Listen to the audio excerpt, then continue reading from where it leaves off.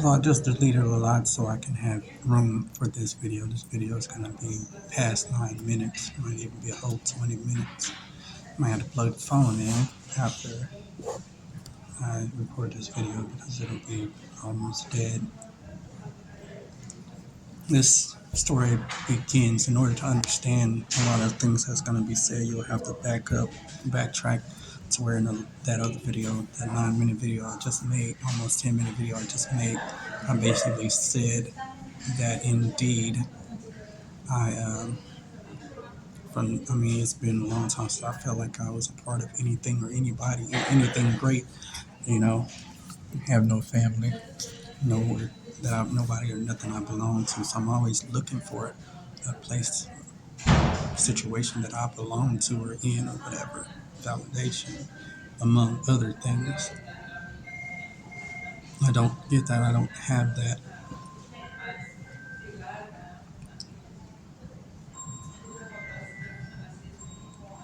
My childhood trauma is no different than anybody else's childhood trauma. We all went through stuff as a child that we feel like we never should have had to go through or never should have been a part of, been in.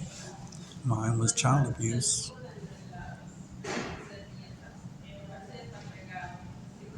Later on, it became different. Once I was put into the foster care system, it was different. It was no longer physical abuse, it's just verbal, mental. Nobody talks about that part, though. Nobody wants to hear anything about that. It goes beyond me. I'm not trying to say that I'm retarded, because there was a lot wrong with me, including people don't have the time or interest to listen to what I'm saying, because I couldn't possibly know what I'm talking about. I'm too easily controlled and manipulated from what I was told by family, which is right. Kid's grandma, this is why this whole video is being made. Kid's grandma brought up last night that my family said that, well, she got every damn thing wrong.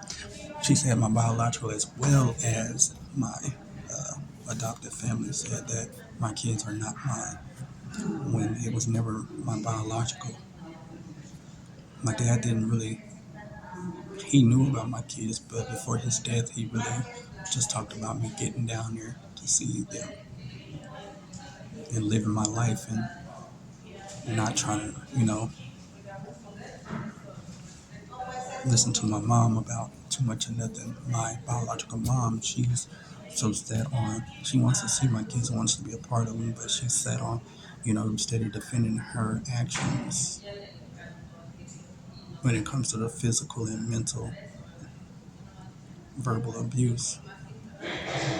Steady set on telling me that she didn't never do it. She's not guilty of it. My siblings are lying to me, turning me against her. When I remember the physical abuse, you can't tell me anything. And I relive it every now and then. You can't tell me anything.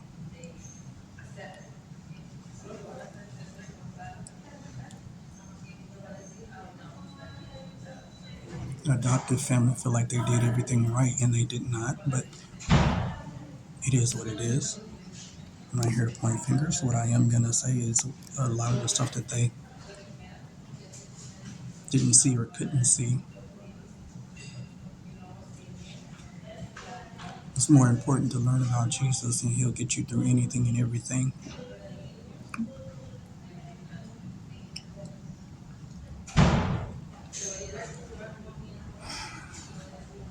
Me looking for validation, even in my relationships, I do that. And I could have been out there having kids with everybody, anybody, just, that's not what I do. I was too busy trying to find a family, a connection, because I had a disconnection, a broken family. So I'm not trying to recreate what I've already had. And I ended up doing it anyway. The person I was with, I thought that was going to be the forever thing. The disappointment, the embarrassment that all came with it once it all fell down. Plus, I can't, admit to my family that I'm with this person and this is what they did. Now, it took a lot for me to actually tell my sister the one I thought understood me most and those closest to me, took a lot out of me to tell her what had went on because I was embarrassed. Because I thought I would make better decisions than to have kids by someone who had no interest in actually being there as a parent and with me, for me, a co-parent, and together. Instead, this person kept on lying about everything, and yes, I was pulled in because I was in love with her. I loved her deeply and cared for her and about her. So the only thing I kept on thinking was the same thing I'm thinking about every other relationship, every other person that I've dated. They're gonna straighten this up eventually. They're just, they're taking their time, but they're gonna straighten, give them time or whatever. Have patience.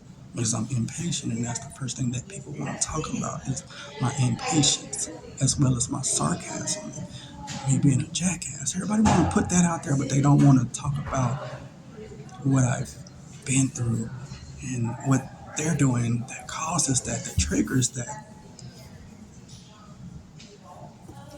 It's always been said the moment a quiet person speaks up, then everybody's against that person. Well, anyway, me looking for validation or validation, it just keeps leading me to dead ends and nowhere. So then I feel disconnected from biological, from adoptive, and from a family I just helped to create.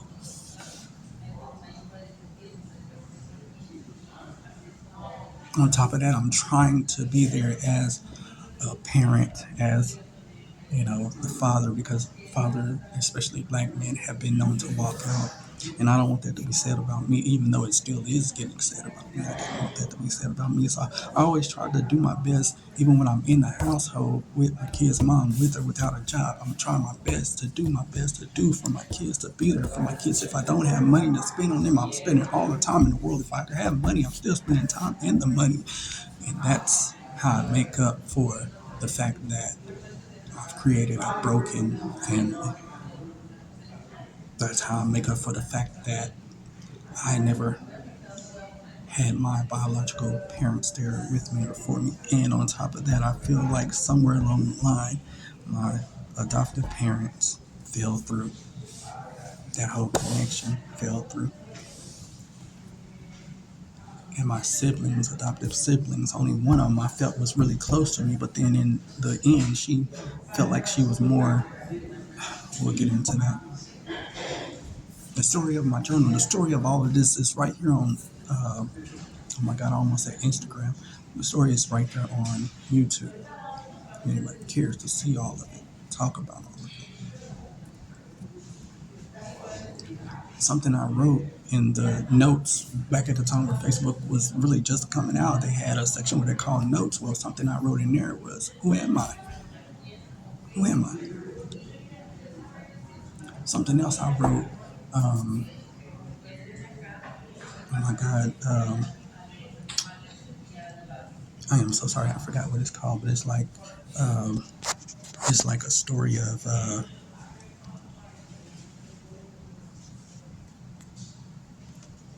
don't know what it's called.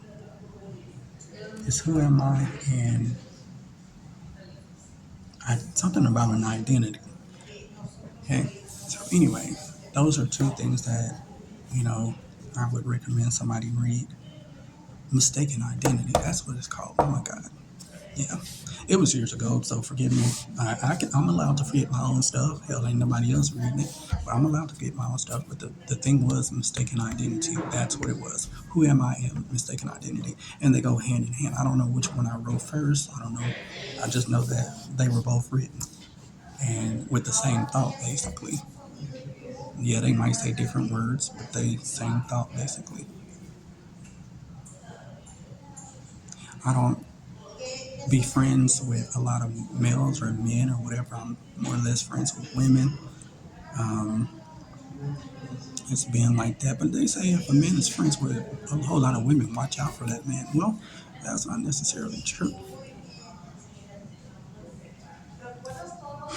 My disconnect with everybody comes from also not just how I'm being treated or mistreated, but it also comes from lack of confidence among a lot of other things that I suffer from. And this pattern has been set up since I was 8, 9, or 10. Me pulling back from everybody being, you can go to my old schools, you can go through my records, my history, whatever, you know.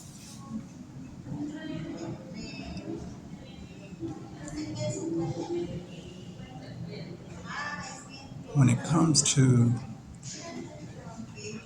when it comes to my kids, I love them to death. I would do anything for them or with them. There's a disconnect with that also. They're teenagers, so they have their own mindset, and not to mention the stuff that they've been led to believe or think while, I'm away from them over this 7 or 8 years I've been away from them.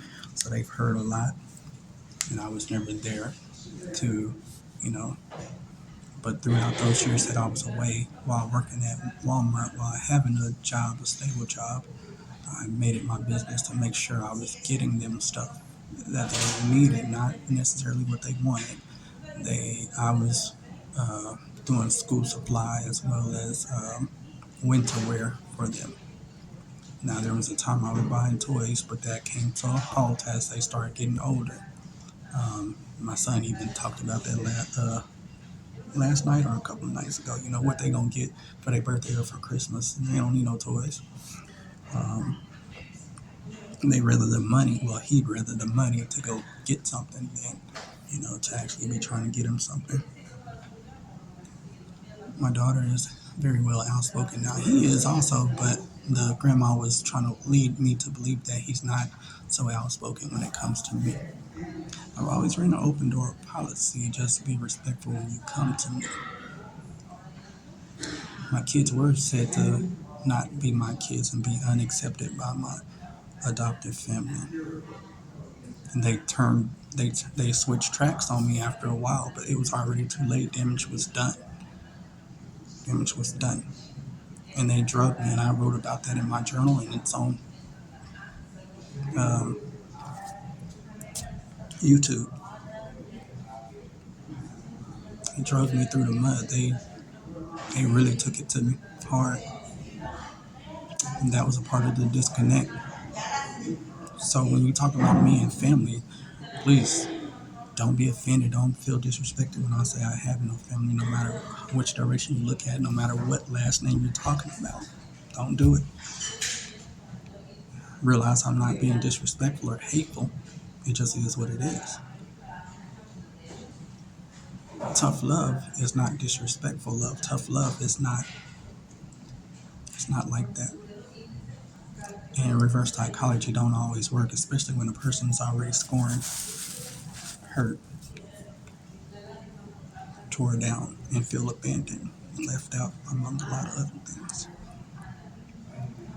So being sarcastic or being doing a reverse psychology thing, that wasn't gonna get it. Ricky, you're stupid. You're easily influenced.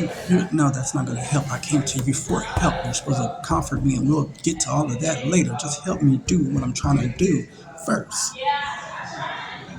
The only thing that I've been trying to do, in spite of the grandma's words, the only thing that I've been trying to do is have a place for my kids to be able to come to whenever they decide that, hey, we've had enough of this, we're going to go there. Have a place that my kids can go to for rest, relaxation, and peace of mind, comfort, encouragement, the positive stuff.